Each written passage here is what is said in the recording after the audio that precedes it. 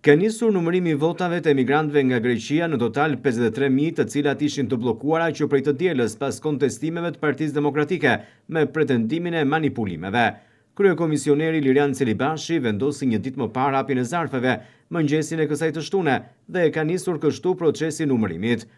Ai vlerësoi se nuk ka patur asnjë kuti me probleme apo të kontestuar me prova dhe në këtë mënyrë japej ligjërisht rruga numërimit të tyre. Por pas këtij vendimi demokratët vijuan sërish me tentativë bllokuese, duke dërguar mbrëmjen e të premtes një tjetër ankesë në KAS.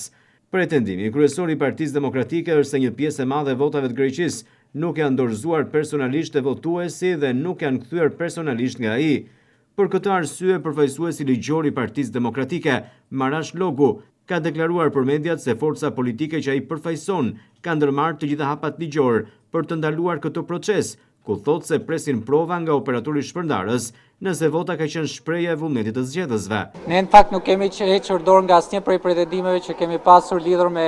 votat apo zarfet që kanë ardhur nga Greqia. Menjëherë sapo është zbardhur vendimi i komisionerit Celibashi, kemi ushtruar ankim në Komisionin e Ankimeve dhe Sanksioneve, duke kërkuar jo vetëm shfuqizimin e këtij vendimi, por edhe pezullimin e menjëhershëm të këtij vendimi, dhe jemi në pritje që KAS-i të mblidhet me urgjencë për të shqyrtuar ankimin ton. Nga ana tjetër, të gjithë numëruesit, komisionerët e Partisë Demokratike që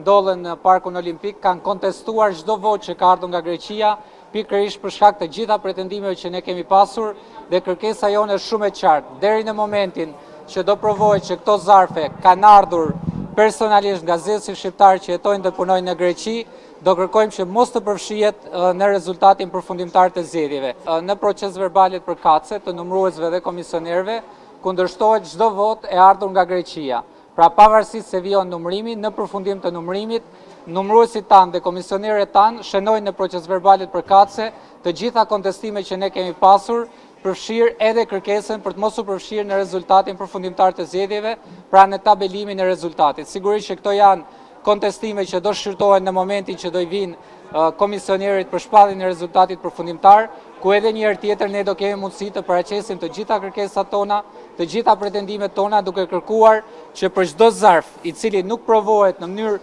të pakundërshtueshme që ka ardhur nga zgjedhës shqiptar që jetojnë dhe punojnë në Greqi, të mos përfshihen ato vota në rezultatin përfundimtar të zgjedhjeve. Të premten, kolegji zgjedhor rrëzoi kërkesën e Partisë Demokratike, duke lënë në fuqi vendimin e mëparshëm të KAS për votën e Greqisë pas ankimimit të Partisë Socialiste.